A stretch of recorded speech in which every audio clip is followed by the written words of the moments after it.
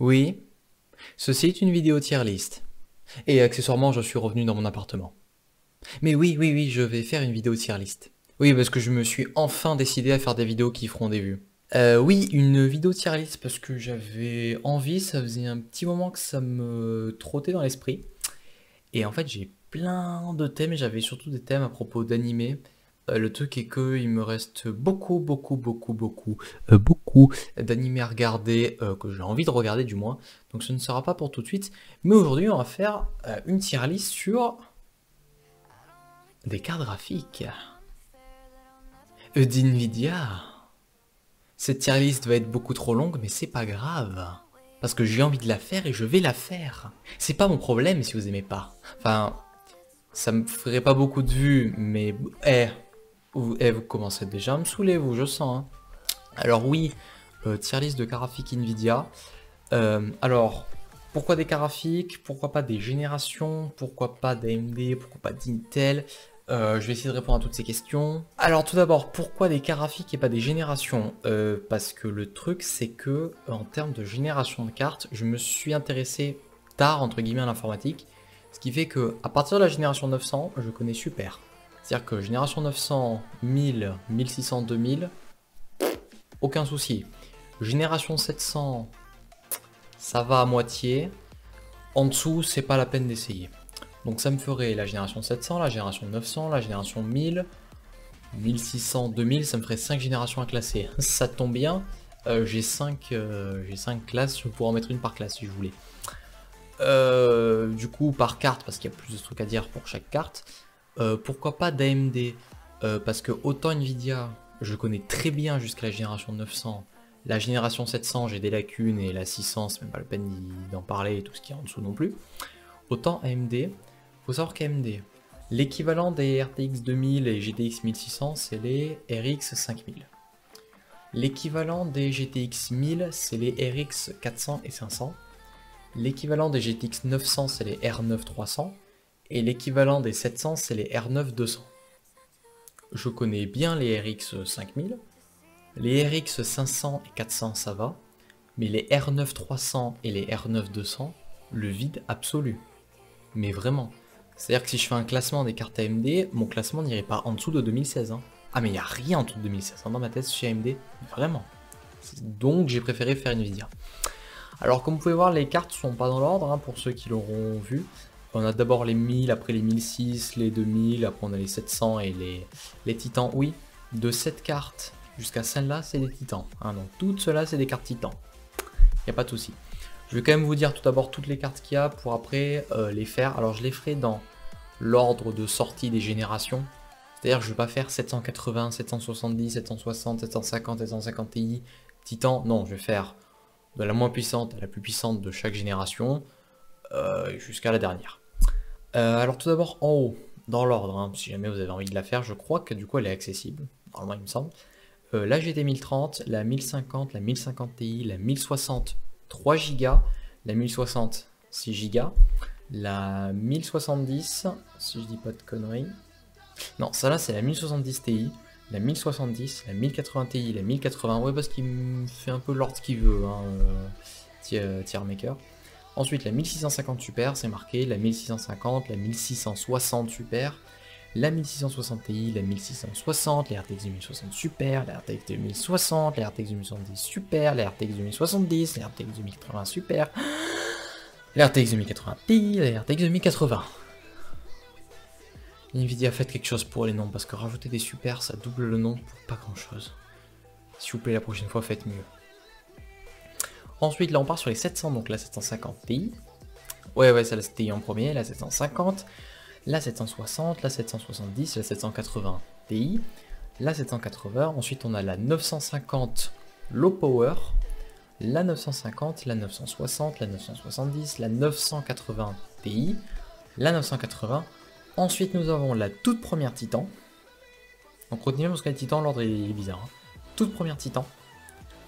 La Titan Black. La Titan Maxwell. La Titan RTX. La Titan V. Ça, la Titan X. Mais Pascal cette fois. La Titan XP et la Titan Z. Voilà pour l'ordre des cartes, il y en a 41 hein, pour ceux qui se posent la question. Et voici comment je vais les classer. Trop bien, alors autant vous dire que dans trop bien, il y en aura peu. C'est-à-dire que là, de tête, je crois que j'en mets 4. 3 ou 4 j'en mets dedans. Voilà. Après, il y a très bien. Après, il y a ça va. Le 8 mai, c'est un peu l'équivalent du bof, même si le bof, je le mettrais pour ça va. Le 8 mai, c'est vraiment, la carte est bien. Mais gros, t'as tellement mieux à côté, ou t'as tellement mieux pour plus cher ou pour moins cher. En gros, c'est ça le 8 mai, c'est oui, mais il y a celle-là. Donc à toi de voir. Et après, le ça dégage, c'est vraiment des cartes qui, en termes de rapport qualité-prix,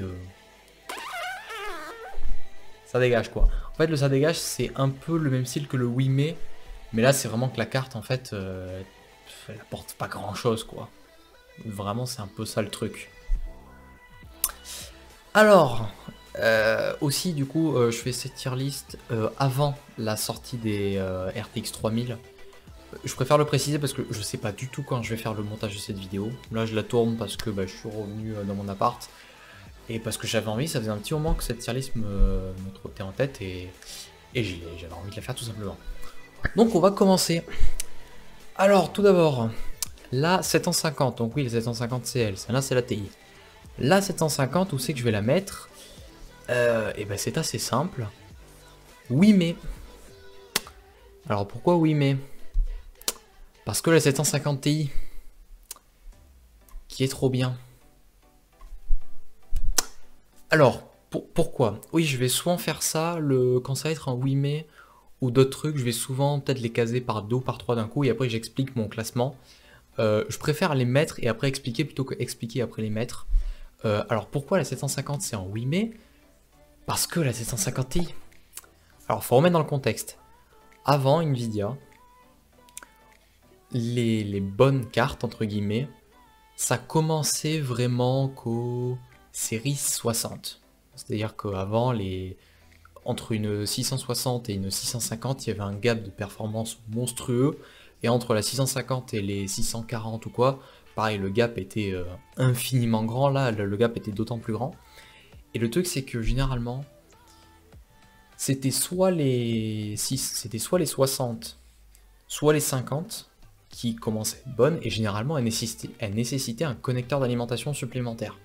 Ce qui faisait que ces cartes, pour les faire tourner, il fallait soit brancher un 6 pins, soit brancher un 8 pins.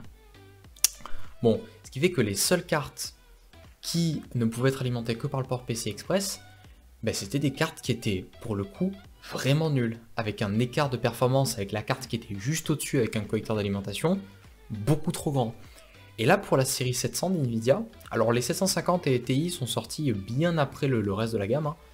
Ils sont arrivés et ils ont fait « Ok, vous voyez la 660 ? On va faire un peu moins bien, mais sans connecteur d'alimentation. » Cette carte était d'un bonheur pour tout le monde, parce qu'à l'époque, si tu avais un PC de merde et que tu voulais mettre une carte graphique, soit tu changeais ton alim et tu achetais une carte, soit tu achetais une carte nulle. Voilà.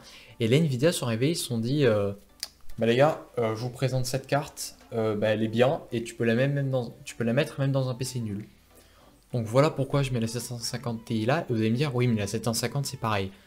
Elle est un peu moins puissante, et elle coûte quasiment le même prix. Gros, quant à faire, autant prendre le meilleur, quoi, tout simplement. Donc voilà. Ensuite, la 760. Non, merde, c'est elle, là, la 760. Franchement, elle était très bien. Elle était quand même bien plus chère que la 750 Ti, mais il y avait quand même un gap de performance. Alors, les performances que l'on gagnait n'étaient pas égales au prix qu'on devait payer en plus. Donc en fait, on y perdait au rapport qualité-prix, mais quand même, elle était assez bonne. Ensuite, la 770. La 770, je la mets dans ça va. Parce qu'elle était bien plus chère que la 760. C'est-à-dire qu'en fait, l'écart de prix entre une 770 et une 760, en termes de pourcentage, était beaucoup plus grand qu'entre une 760 et une 750 Ti. Mais le truc, c'est qu'on gagnait pas beaucoup plus de perf. En soi, c'était pas à jeter non plus. La 780. Alors, c'est soit un oui mais, soit un ça dégage. Et là, vous allez peut-être vous dire, mais pourquoi un 8 mai où ça dégage? Non, ça va être un ça dégage. Parce que ta 780, tu la payes beaucoup plus cher que ta 770. Tu gagnes des performances quand même, tu as un petit gap de 20-25% en plus, mais tu payes peut-être 50% du prix en plus.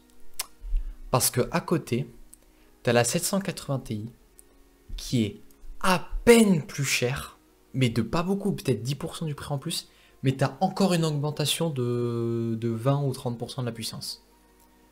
Donc c'est-à-dire que une 780 Ti comparée à une 770, tu payes genre peut-être 50-60% du prix en plus pour peut-être 40 ou 50% des perfs en plus. Alors qu'une 780, bon, tu payais 50% du prix en plus pour 20-30% de perfs en plus.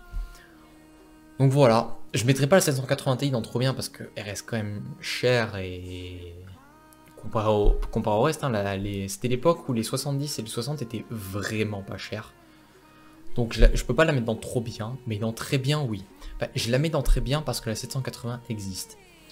Si la 780 avait eu un meilleur ratio prix-perf, c'est-à-dire si la 780 était moins chère, j'aurais mis la 780 Ti dans ça va et la 780 dans oui mais là non, la 780 était beaucoup trop chère et la Ti était à peine plus chère pour un gain de perf qui était notable en fait. C'est pas juste oh là là, oui j'ai une frame en plus. Non, tu pouvais avoisiner les 20-25% de perf en plus. Donc voilà. Ensuite, il reste encore les titans, oui, parce qu'il y a eu 2 ou 3 titans pour les séries 700. Attendez, j'ai un doute. Il y a eu 3 titans pour les séries 700. Alors la première, c'est la Titan, la toute première Titan. Alors elle, c'est soit un ça dégage, soit un ça va.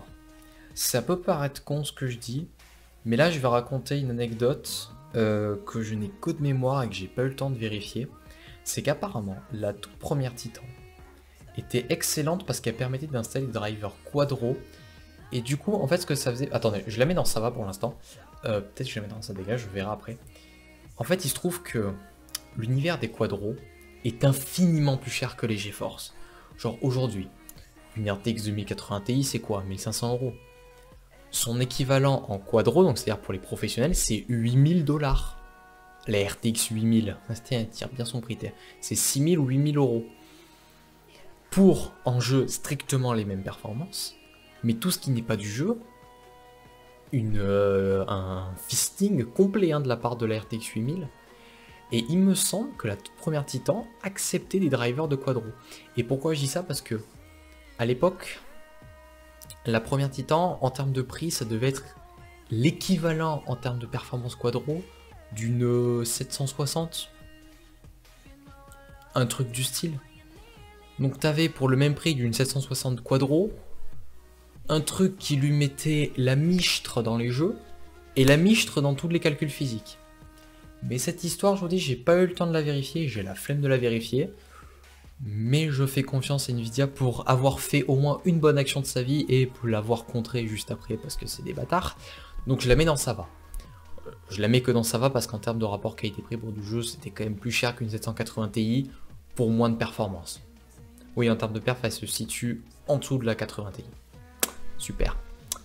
La Titan Black, en revanche, non, ça c'est la Titan Maxwell. Donc la Titan Black, c'est elle, je crois. Oui, c'est elle. Elle, en revanche, ça dégage. Parce que autant la première Titan était un peu plus chère que la 780 Ti pour des perfs moins. En jeu, mais tout ce qui est ailleurs, elle était peut-être imbattable. Autant la Titan Black, c'est tout ce qu'on a connu avec les Titans Pré, c'est-à-dire des prix de fou. C'est-à-dire que la 780 Ti se trouve aux alentours des 700 €, la Titan Black, en dessous de 1000, t'en avais aucune. Pour basiquement les mêmes performances. Enfin, moins vu que tu ne peux pas l'overclocker. Enfin, tu peux l'overclocker mais c'est limite et surtout ton refroidissement, les constructeurs n'ont pas le droit d'installer le leur. Donc ils sont obligés de maintenir le refroidissement turbine nul à chier en fait. Voilà. Et enfin la Titan Z. Alors elle, j'ai pas envie de la mettre dans ça dégage. Parce que c'est quand même un truc de fou cette carte. Je vais la mettre dans oui mais... Parce qu'en fait, le truc de la Titan Z, elle coûte 3000 $ à sa sortie. 3000 $. Ok? C'est basiquement 2 Titan Black sur une seule carte. Donc tu as 2 780 Ti en SLI. Alors autant vous dire que ça tirait des perfs de fou, même à la sortie de la 980 Ti. Hein. Ça l'a fumé. Hein. Et c'est un peu l'équivalent de chez AMD. En fait, je sais pas si c'est une réponse à la R9 295 X2 d'AMD, ou alors que la R9 295 X2 d'AMD, c'est une réponse à la Titan Z. Parce que ça, 8000 $ pour avoir 2 780 Ti. Alors oui, c'est sûr que c'est méga impressionnant parce que t'as en fait, t'as un SLI, mais au lieu d'avoir 4 slots, pris par 2 cartes, en fait, t'as tout sur 3 slots. Oui, parce que cette carte fait pas 2 slots, mais 3. Voilà, elle est plus large en même temps. T'as 2 monstres de 250 watts à dissiper. Donc ils étaient un peu obligés. Donc je la mets là parce que, bon, vas-y, ils ont quand même fait un monstre un petit peu. Oui, mais parce que tu achètes 2 780 Ti, que tu mets un SLI, tu auras les mêmes perfs, voire mieux. Puis même la 780 Ti en SLI, tu peux, si un jour t'en as marre, qu'il n'y a plus aucun jeu qui supporte le SLI, en revendre une. Donc voilà, donc je la mets dans oui mais parce que c'est quand même fun. Donc on a fini les séries 700 avec une trop bien qui est parmi les moins puissantes. En fait c'est là. Alors si on compte que les GTX c'est la deuxième moins puissante, mais si on compte toutes les cartes elle se retrouve au milieu du classement parce que c'était encore l'époque où ils faisaient plein de dérivés bas de gamme nul à chier. D'ailleurs j'ai une GT 710 chez moi et peut-être une vidéo qui sortira quand je sais pas mais elle sortira. Avec à peu près, alors j'ai pas fait exprès de faire équitablement les 4 autres cases, mais je suis content de moi. Ensuite les 900. Alors, on va commencer par la 950. La 950. Je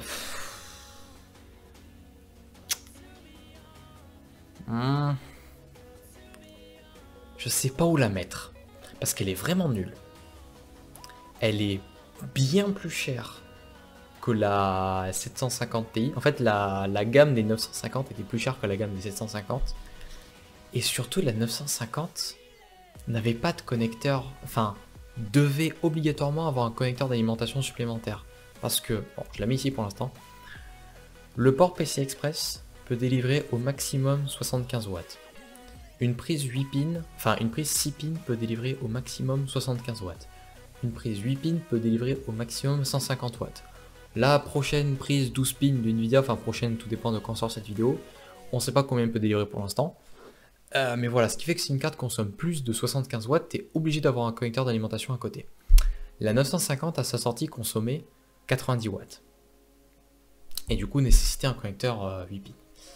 Mais la 950, dans de ça, elle n'était pas très appréciée. Elle était beaucoup plus chère que son homologue. La 950, je vais la mettre dans oui mais.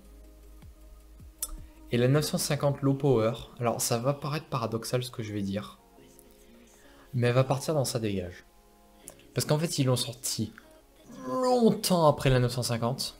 Ouais, alors en fait je viens de voir, la 950 low power est sortie mais en fin de vie des séries 900. Les premières 900 étaient sorties mi-2014. Les dernières 900 étaient sorties mi-2015. Et la 950 low power est sortie, je crois, 1 ou 2 mois avant les 1080. Donc ouais, je la mets dans sa dégage parce que c'est vraiment la toute dernière carte. C'est-à-dire que t'attendais 2 mois, tu avais une carte beaucoup mieux. Et puis c'était vraiment la carte de ouais, on va essayer de rattraper le truc, mais non, ça n'avait pas marché. En fait, à cette époque, c'était vraiment... En fait, une 950 low power, même une 950, en termes de performance et de prix, dites-vous que trouver une 750 Ti d'occasion à moins de 110 € seulement, hein, c'était rentable. Pour vous dire à quel point la 950 était chère en prix, mais pas beaucoup plus évoluée en termes de performance. Donc je suis désolé, mais les deux... c'est fou là, cet écart de trucs. Genre on a commencé avec une 50 qui était au top, et là les deux 50, et plus la merde. Ensuite, la 960. La 960...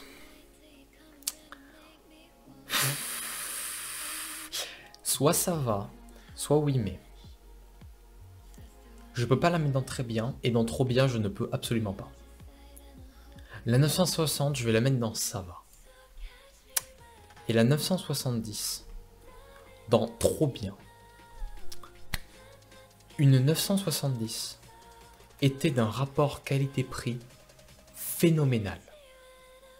C'était, il me semble, la carte des séries 900 avec le meilleur rapport qualité-prix. C'était elle. Ce qui fait que, ok, par rapport à une 960, tu payais plus cher, mais tu gagnais quasiment autant de perf que ce que tu payais plus cher. Donc elle était forcément mieux. Et par rapport à la 980, donc c'est elle, la 980 était très bien parce que tu payais plus cher qu'une 970, mais le rapport perf-prix était un peu diminué, certes, mais quand même on n'était pas trop loin. Hein. Et surtout c'était l'époque où le SLI était très en vogue. Et si les jeux étaient bien compatibles avec le SLI, un SLI de 970 te coûtait aussi cher qu'une 980 Ti, mais ça l'a fumé. Mais vraiment, ça l'a déglingué.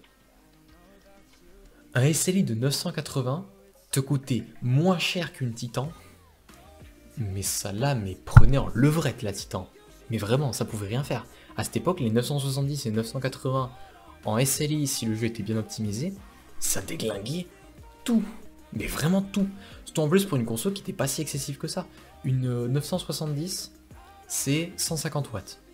T'en mets deux, tu consommes 300 watts. À peine plus qu'une 980 Ti qui en consommait 250. Et si tu l'overclockais, tu pouvais monter à 280. De 980, c'est 180 watts chacun, donc 360 watts. Franchement, il y a pire. Hein. Il y a pire pour du SLI. Hein. Donc voilà, ces deux cartes étaient très bien, mais la 970 encore mieux. Parce qu'elle offrait un rapport perf-prix, mais du futur. Il y avait... En 900, il n'y avait rien qui la battait. Hein. Et la 980 Ti, où c'est que je vais la mettre? Alors, ceux qui connaissent ma chaîne savent que j'ai eu une 980 Ti, et je dis j'ai eu parce qu'elle a grillé. La 980 Ti, ça va peut-être paraître fou ce que je vais dire, pour une carte aussi chère, mais très bien. Très bien parce que, oui, elle était plus chère qu'une... quoique... J'hésite avec le très bien. Je vais la mettre dans ça va. Dans ça va parce que, en fait, entre la 960 et la 970, tu payes plus cher, mais le rapport perf-prix est là. C'est-à-dire que c'est plus cher, mais c'est tout autant plus performant. Entre une 970 et une 980, tu payes plus cher, mais le rapport perf-prix est un peu moins bon. Ce qui fait que oui, tu vas dépenser de l'argent en plus, mais tu vas pas tirer profit de tout cet argent. Et entre la 980 et la 980 Ti, c'est pareil, mais en pire. C'est-à-dire que oui, tu payes plus cher, mais tu tires encore moins profit de cet argent. Surtout que la carte coûte déjà 700 € la carte.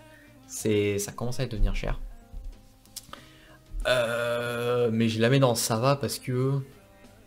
Ouais, le rapport perf-prix est encore diminué par rapport à 980 qui était déjà diminué par rapport à 970. Et la Titan... ça dégage. Alors, contrairement à avant où la Titan Black était littéralement au sens propre, mais vraiment propre, c'est putain de sens propre, une 780 Ti, c'est la même puce. Là, la Titan X Maxwell, avait une puce différente de la 980 Ti, elle était un peu mieux. Le problème est que ce un peu mieux, tu le comptais presque au double.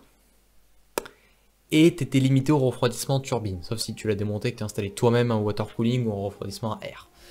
Mais non, c'était pas rentable, clairement, des Titans. Les Titans, enfin, passé la génération 700, les Titans, c'était vraiment devenu de la merde. Hein. Donc voilà. Alors je sais qu'il y en a qui vont dire ouais pourquoi tu mets la 970 en trop bien, il y avait eu le scandale à propos de la VRAM. Il y avait eu effectivement une histoire à propos de la VRAM avec la 970. Faut savoir que la 970 était affichée comme 4 Go de VRAM. Ce qui était pas mal hein, parce que pour donner une idée, la 780 Ti, donc une carte qui coûtait 700 €, avait 3 Go de VRAM. La 970 est arrivée à 350 €, elle a dit non je vais t'en mettre 4. Sauf qu'en fait, c'est pas vraiment 4, c'est 3,5. En fait, il y avait 3,5 Go de VRAM en GDDR5. Et il y avait 500 mégas de VRAM qui étaient en... je sais plus ce que c'était exactement, soit de la DDR3, soit de la DDR4. Un truc beaucoup plus lent en fait. La 980, elle, avait vraiment 4 Go de VRAM. Et la 980 Ti avait 6 Go de VRAM, ce qui était pour l'époque vraiment monstrueux. C'était fou parce que la 780 Ti d'avant n'avait que 3 Go de VRAM. On a doublé la quantité de VRAM pour le même prix. Et oui, la Titan X Maxwell avait l'avantage de...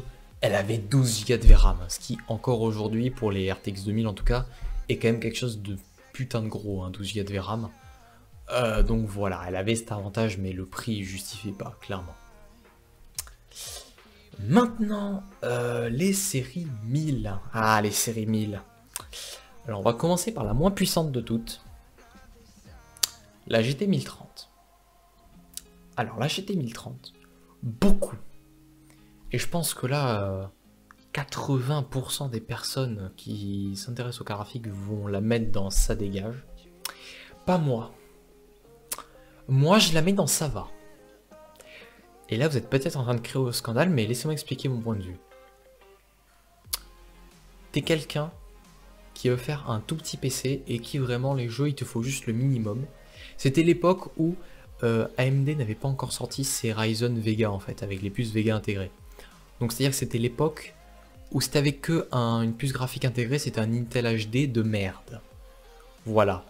Donc si t'étais quelqu'un qui voulait un PC capable de faire tourner quelques jeux, vraiment des jeux pas très gourmands, hein, mais quand même capable de les faire tourner en une qualité assez moyenne, ou alors tu voulais un PC portable avec une petite puce qui consomme pas grand chose, cette carte avait été annoncée en même temps que la 1080 Ti, et je vais être honnête avec vous, j'étais plus hypé par la GT 1030 que la 1080 Ti. Parce que ils ont enfin, parce que depuis les 700 on n'a pas revu de vraies cartes bas de gamme, on a enfin reçu une vraie carte bas de gamme neuve en fait. Et cette carte je la mets dans ça va parce que elle a en termes de performance les performances d'une 750 Ti. Vraiment en termes de bench c'est quasiment la même chose. Mais en termes de consommation, il y a quand même 2013-2014, 3 ans qui séparent ces deux cartes.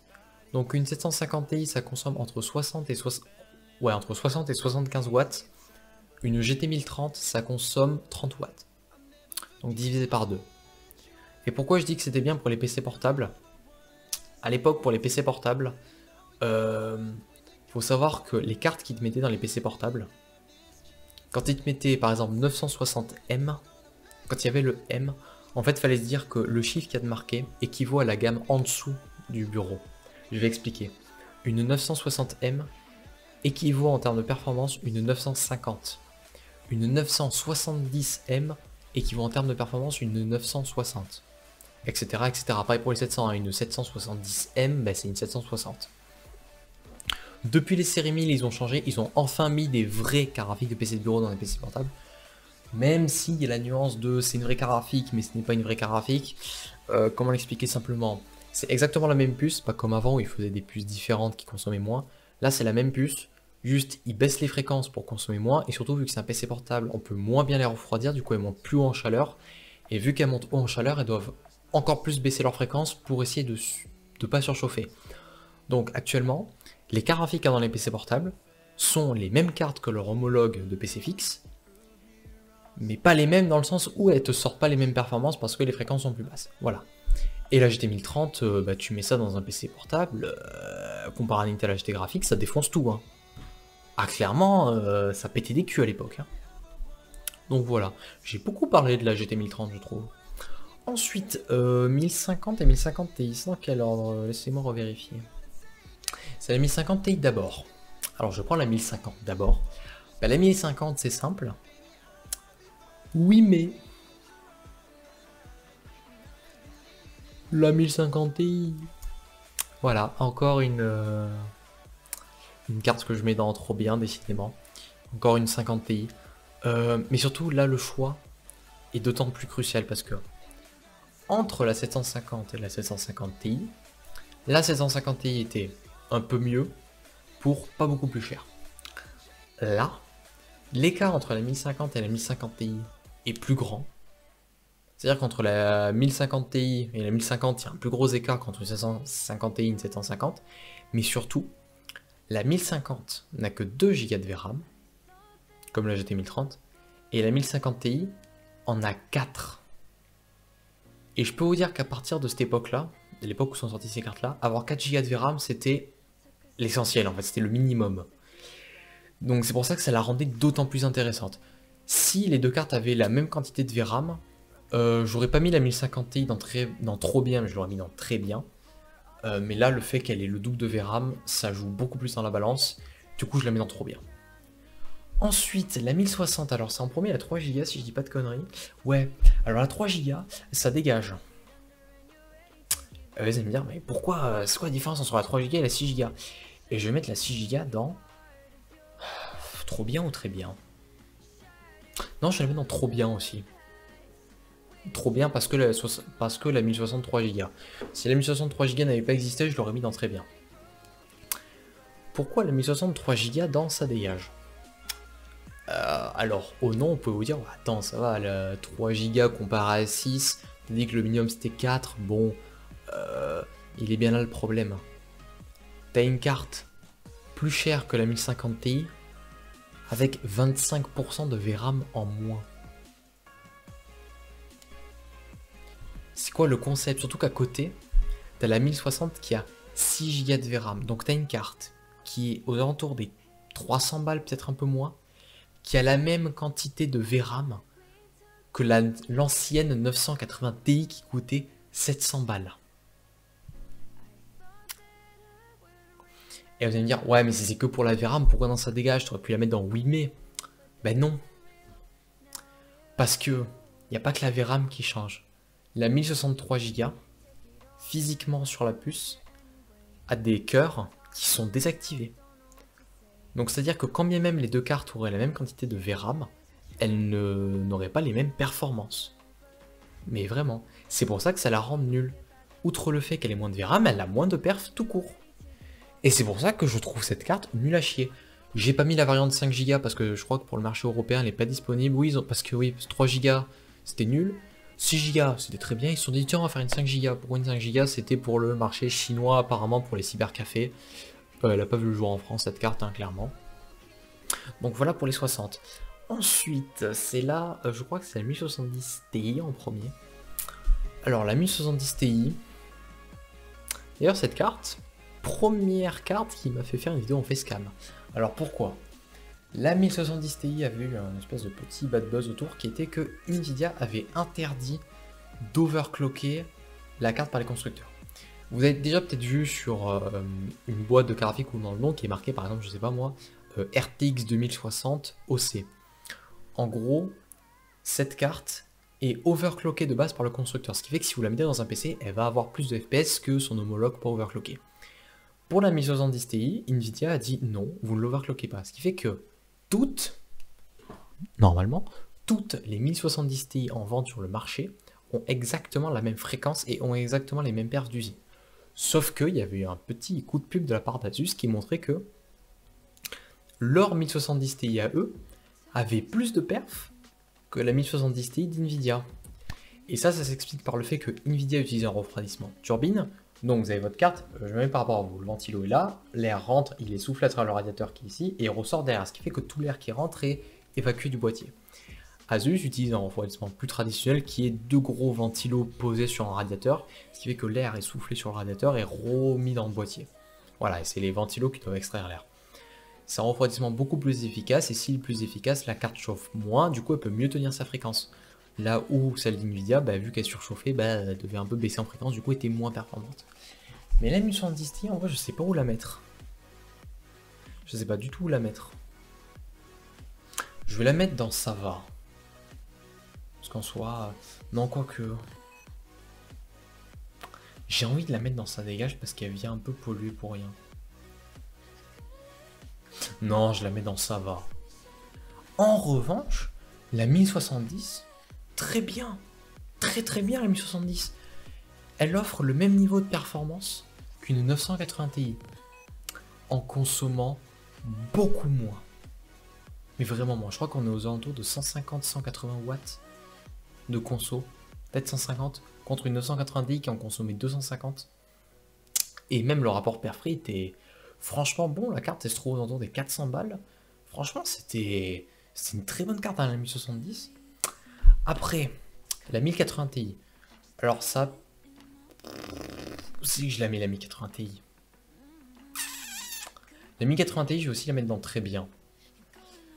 Parce que... Non, je vais peut-être faire la 1080 avant. Et après, je verrai pour la Ti. La 1080, je la mets dans 8 mai. Parce que la 1070 Ti a quasiment les mêmes perfs, un peu moins, pour un prix bien inférieur. C'est-à-dire que la 1070 Ti est beaucoup plus chère qu'une 1070, mais moins chère qu'une 1080. Mais l'écart de prix qu'il y a entre la 1070 Ti et les 1080, en fait, l'argent que vous mettrez en plus pour passer d'une 70 Ti à une 80 ne va pas être exploité à son plein potentiel pour vous donner plus de FPS dans les jeux. Donc c'est pour ça que je mets la 1080 dans 8 mai, parce qu'il y a la 1070 Ti, même si elle est sortie bien tard. Et du coup, la 1080 Ti... Ah, dans très bien quand même, parce que oui, tu l'as payé beaucoup plus cher qu'une 1080, mais tu avais aussi beaucoup plus de perf. Mais vraiment un gros gain de perf. Putain, en fait, je suis en train de me rendre compte que les 80 Ti, j'ai mis tout le temps en très bien. Je fais pas exprès, hein, mais... Ah, si, il nous manque les titans. Oh, les titans. Oula, on va rigoler là. Alors, Titan X. Oui, oui, la même que la Titan X. Titan XP. Oui, Titan XP, je ne déconne pas. Et Titan V. Alors, la Titan X. Ben, pardon, ça dégage. Parce qu'elle a... C'est littéralement la même puce qu'une 1080 Ti. Si, il y a une différence. Une 1080 Ti a 11 Go de VRAM. Et une Titan X a 12 Go de VRAM. Grosse différence. Et énorme. Hein. Mais non, je la mets dans sa dégage parce que beaucoup plus cher pour des perfs pires en fait, parce que mal refroidi. La Titan XP. Eh ben je la mets dans 8 mai. Pourquoi dans 8 mai? Elle est au même prix que la Titan X. Elle est 10% plus puissante. Mais dans 8 mai parce que, ok, t'es 10% plus puissant, mais gros, la 1080 Ti, tellement moins cher pour seulement 10% de performance. Enfin, voilà quoi. Oui, la Titan XP est bien, mais à côté t'as la 1080 Ti. Donc réfléchis bien à ce que tu fais. Et la Titan V. Alors la Titan V. Soit ça va, soit très bien.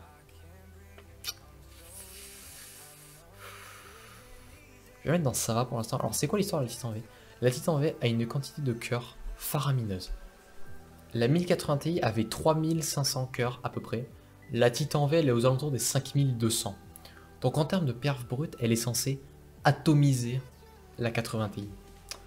En vrai c'est pas le cas, mais surtout en fait elle coûte cher. Aux alentours des 3000 $. En fait c'est une Titan Z. C'est-à-dire qu'elle coûte cher, elle est très puissante, mais surtout là où elle pèse. C'est pour tous les calculs scientifiques et tous les trucs qui nécessitent de la grosse puissance de calcul, pas pour les jeux mais pour tout le reste. Elle mettait la mine à certaines quadros. Hein. Donc même je vais la mettre dans trop bien pour les professionnels. Voilà. Je la mets dans trop bien parce qu'il y a aussi des professionnels et oui, alors pour du jeu ce serait clairement du oui mais t'as la 1080 Ti à côté. Mais pour du pro, trop bien. Parce qu'elle t'offre un niveau de perf comparé au quadro qui est un rapport perf-prix par rapport au quadro qui est mais magique. Donc je la mets dans trop bien ici. Ensuite, les dernières cartes, hein, voilà, les RTX 2000 et les GTX 1600. Alors, Nvidia a fait un peu de la merde parce qu'ils sont sortis plein de super et des variantes nulles à chier. On va commencer par tout en bas, la 1650. Non, je déconne, je la mets dans ça va. La 1150, je la mets dans ça va parce que elle reprend le flambeau de la 1050 Ti, c'est-à-dire le maximum de puissance sans nécessité de collecteur d'alimentation. Et ça, franchement, j'adore parce que il y a beaucoup de personnes qui ont pas beaucoup de budget, mais aussi beaucoup qui ont des PC avec des alimentations qui n'ont pas de collecteur d'alimentation supplémentaire. Donc avoir une carte qui n'a pas besoin de ça, et surtout une 1650 pour donner un ordre d'idée, est aussi puissante qu'une 970. Voilà, point. Donc je la mets dans ça va parce que le concept est très bien. Et la 1600... Alors, pourquoi que dans Sava et pas au-dessus? Parce qu'elle est chère. Elle est vraiment chère, la 1650. Et comparé ne serait-ce qu'à AMD, leur RX 5500 ou 5600, qui sont pas trop loin en termes de prix, elle se prend des petites gifles, hein, la 1650, même si celle d'AMD a besoin de connecteurs d'alimentation. Donc voilà, c'est pour ça que je la mets que dans Sava et pas plus haut parce qu'elle est chère. Et la 1650 Super, et ben ça dégage. T'es plus cher. T'as plus de perf, certes, mais en fait, ce que tu dépenses en plus en termes de prix, tu le gagnes en termes de performance. Donc, tu payes plus cher, mais tu as autant de perf en plus. Le rapport qualité-prix, franchement, est bon entre les deux. Hein. C'est-à-dire que le rapport, oui, perf-prix est identique aux deux. Hein. Mais tu payes plus cher, tu as plus de perf. Sauf que tu as besoin d'un connecteur d'alimentation et les cartes d'AMD sont toujours plus rentables. Parce que du coup, avant la 1650, elle avait l'avantage de oui, mais tu n'as pas besoin de connecteur d'alimentation. La 1650, elle n'a pas ce truc en fait. Enfin, la 1150 Super n'a pas cet avantage. Oui, tu payes plus cher, oui, tu as plus de perf, il te faut un connecteur d'alimentation, mais AMD fait mieux à côté. Donc la 1150 Super, je suis désolé, mais non, ça dégage. Ensuite, la 1660. La 1660, sa sortie, ça va franchement, c'était pas horrible. La 1660 Ti, ce qui me fait vraiment chier avec cette carte, c'est que la 1660 Super est sortie. Alors, je vais donner mes deux avis. Avant l'apparition de la 1660 Super, très bien. Elle était bien moins chère qu'une RTX 2060, en du coup enlevant les performances qu'il y avait avec la 2060. Voilà.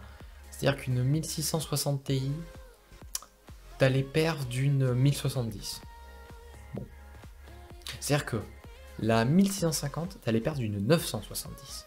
La 1660, t'es un peu au-dessus du 980. Et la 1660 Ti, t'as les pertes d'une 1070. La RTX 2060, t'as les pertes d'une 1080. La RTX 2070, t'as les pertes d'une 2080 Ti. Et après, t'es un peu en dessous d'une 2080 Ti. La RTX 2080 est au-dessus de la 2080 Ti. La 2080 Ti est bien au-dessus de tout. Donc, avant l'apparition de la GTX 1660 Super, je mettrais la GTX 1660 Ti dans très bien. Le problème est que la 1660 Super a existé après. Donc je la mets dans 8 mai. Pourquoi? Parce qu'une 1660 Super est quasiment, mais vraiment à quelques pourcents près, aussi puissante qu'une 1660 Ti, pour quand même une diminution de prix assez significative. C'est-à-dire qu'il y a un écart suffisamment grand pour se dire mais pourquoi ils ont fait ça? Voilà. Donc, avant l'apparition de la 60 Super, je mettrais la 60 Ti dans très bien. Mais vu qu'elle est là, je mets la 60 Ti dans oui, mais t'as la 1660 Super à côté. Voilà. Ensuite, même si je trouve que ce truc des Super, c'est de la connerie. Hein, ils auraient dû directement sortir les Super sans les appeler Super. Voilà. La RTX 2060, eh ben ça va. Franchement, elle est bien. Écoute. Alors, elle a les perfs d'une 1080. Du 1080? Ouais, un peu en dessous du 1080, en coûtant quand même moins cher. Mais pourquoi je la mets que dans Sava? Parce que la RTX 2060 Super, trop bien. Pourquoi trop bien? T'es un peu plus cher qu'une 2060 Super. T'es bien moins cher qu'une 2070, mais tu as les perfs d'une 2070. Ah, c'est comme la 60 Super et la 60 Ti. Là, la 2060 Super, eh ben, a quasiment le niveau de perte d'une 2070. Et à cause de ça, eh ben, la 2070, je dois la relier au rang de oui, mais t'as la 2060 Super. Vraiment, la 60 Super est moins chère que la 70 pour les mêmes perfs. Tu l'overclock, tu la dépasses. Point. Donc voilà. Ensuite, la 2070 Super. Alors. Attendez, je vais changer un truc. Je vais mettre les RTX 2060 dans très bien. Et je vais mettre les RTX 2070 Super dans ça va. Là, je suis en train de beaucoup hésiter du coup sur les dernières. Déjà, on va commencer par... Alors oui, je les fais pas dans l'ordre, je suis désolé. Mais la 2080 Ti, ça dégage. Je m'expliquerai après pourquoi. Et pareil pour la Titan RTX, ça dégage. Et pour la 2080 et la 2080 Super. Non, je vais mettre la 2080 Ti dans oui, mais. Et la 2080 Super dans ça va. Et la 2080. Ah, j'hésite, putain. Ah, j'hésite.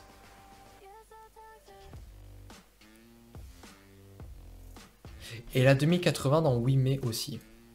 Alors, je vais m'expliquer, là, il y a plein de cartes à expliquer. Donc, pourquoi est-ce que toutes ces cartes sont retrouvées dans oui, mais enfin, je vais donner une explication. Alors, pourquoi les RTX 2070 dans oui, mais alors ça, j'avais déjà expliqué, mais parce que t'as la RTX 2060 Super qui est quasiment aussi puissante, enfin, qui est aussi puissante à quelques pourcents près. Pourquoi... Attendez, je vais la mettre avant. Pourquoi... Et elle, je vais la mettre là. Non, je vais laisser là. Là. Non, là, et elle, et la... Oula, j'ai fait quoi? Merde, je sais plus ce que j'ai fait.